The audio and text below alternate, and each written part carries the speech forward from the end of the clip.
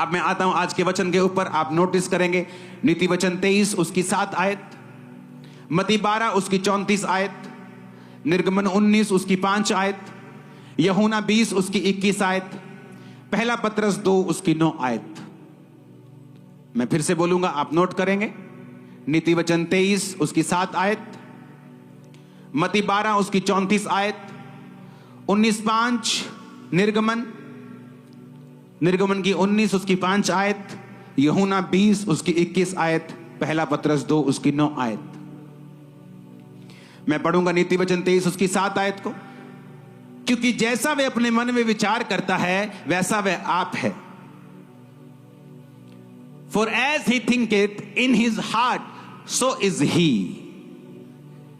Bible कहती है जैसा तुम अपने मन में विचार करते हो तुम वैसे ही हो।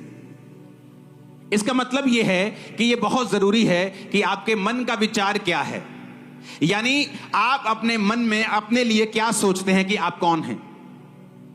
मेरी लाइफ की सबसे बड़ी प्रॉब्लम 2004 और 5 में यह थी कि मैं ये मानने के लिए तैयार नहीं था अपने अंदर कि मैं परमेश्वर का सेवक बन सकता हूं। जबरदस्ती ले हैंड करवाते थे टीम कि चलो ले हैंड करो, प्रेयर करो, लेकिन मुझे विश्वास नहीं था कि मैं एक सेवक हूं। तो मुझे बार बार बताया जाता था कि तू परमेश्वर का सेवक है, तू प्रभु का सेवक है, लेकिन मेरी लाइफ की कंडीशंस ऐसी थी कि मेरे मन में ये फेथ नहीं था। और जब तक आप पूरी तरह से विश्वास में नहीं भरते, आपकी लाइफ की बहुत सारी मुसीबतें आपको छोड़ के नहीं जाती। तो मुझे विश्वास दिलाया गया और मुझे बोला गया कि तुझे शीशे के सामने खड़ा होना पड़ेगा और रोज अंगीकार करना पड़ेगा कि तू प्रभु का महान दास है, तू प्रभु का सामर्थी दास। इस तरह से मैं बोला करता, मेरे मन में 1% भी विश्वास नहीं था कि जो मैं बोल रहा हूं ऐसा है भी कि नहीं भी। लेकिन कई बार जब आप बोलते हैं, वचन को पढ़ते हैं और आप वचन को अपने अंदर समाने देते हैं, तो क्या होता है। पहला पत्रस 2 उसकी 9 में लिखा है, परंतु तुम एक चुना हुआ वंश हो, राजपदधारी हो, याजकों का समाज हो, पवित्र हो, निज प्रजा हो। प्रभु ने तुम्हें अंधकार में से अपनी अद्भुत ज्योति में बुलाया है, उसके गुण प्रकट करो। निर्गमन 19:5 में लिखा, इसलिए यदि तुम निश्चय मेरी मानोगे, मेरी वाचा का पालन करोगे, तो सब लोगों में से तुम मेरा निज धन ठहरोगे।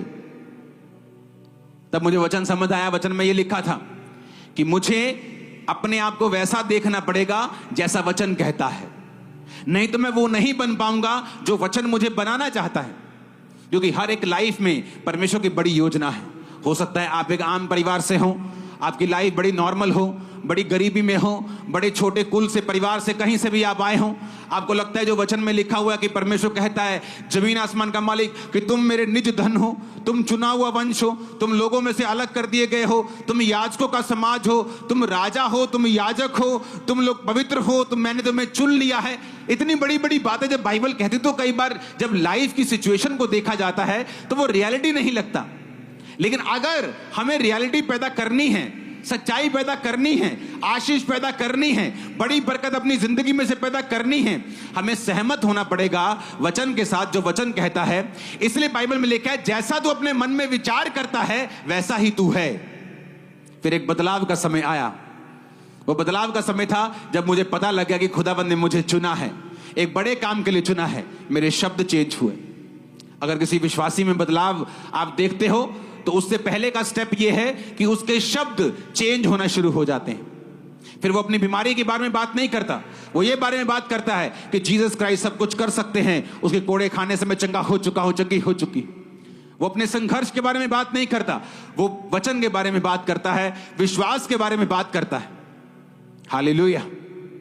कोई आपसे पूछ सकता है, हो तेरे माथे पे तो अभी भी तेरा तू ठीक नहीं हुआ। आप उसे बता सकते हो, इस संडे चर्च में बहुत बड़ी बड़ी गवाहियां थी। आज प्रभु ने बड़े बड़े लोगों को चंगा किया, बड़े बड़े सालों के बाद लोग व्हील चेयर से उठे, बहुत बहुत सालों के बाद लोगों ने अपने बेबीज को पाया। उसके कोड़े खाने से मैं चंगा हो चुका हूं, ये तो कुछ भी नहीं, ठीक हो जाएगा, अभी देखना तुम ठीक हो जाएगा। वो नहीं रहेगा, क्योंकि आपको जवाब देना आ चुका है। जैसा तू अपने मन में सोचता है तू है, वैसा ही तू बन जाएगा। लेकिन आप अपने मन में क्या सोचते हैं, ये कभी नहीं हो सकता, ये चीज कभी नहीं हो सकती, ये बरकत मैं कभी नहीं पा सकता, मेरा वीजा कभी नहीं आ सकता, मैं फाइनेंशियली स्टेबल कभी नहीं हो सकता। इसीलिए कहता हूं वचन पढ़ो, रोज की रोटी सुनो, बी फ्रूटफुल सुनो, रोज वचन सुनो, संडे थर्सडे वचन सुनो। वचन सुनते जाओगे तुम्हें समझ आती जाएगी जब समझ आती जाएगी तुम वैसा बोलते जाओगे, जैसा बोलते जाओगे फिर वैसा होता जाएगा। आमीन बोलो जोर से। कलीसिया क्यों आशीषित होती है?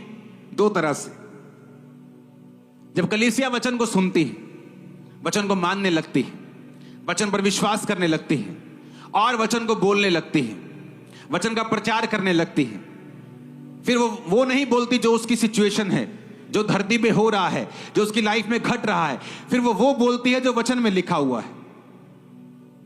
और धीरे धीरे आपको वही रिजल्ट मिलने लगते हैं जो वचन में लिखे हुए हैं। और दूसरा हिस्सा कलीसिया कैसे आशीषित होती है? कलीसिया आशीषित होती है जब वो एक जीवित चर्च में चली जाती है। आप जीवित चर्च में रोपे जाते हैं, आप लगाए जाते हैं, उसके बाद आप जीवित चर्च के दर्शन को सुनते हैं।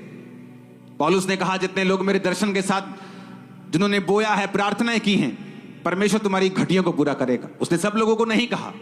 आज सारे क्रिश्चियन उठ के इस वचन को क्लेम नहीं कर सकते कि परमेश्वर मेरी हर घटी को महिमा सहित मसीह यीशु में पूरा करेगा। नहीं करेगा।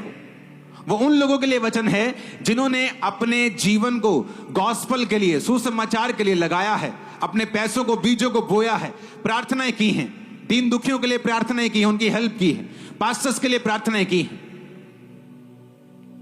हालेलुया। आप कैसे ब्लेस होते हैं? जब आप वचन सुनते हैं, मानते हैं, और दूसरा जो दर्शन परमेश्वर ने जिस कलीसिया में आपको भेजा है, आप उस दर्शन में शामिल हो जाते हैं, आप इस विजन में शामिल हो जाते हैं कि हम भी आपके विजन में, यीशु समाचार फैलाने के विजन में हम भी शामिल हैं।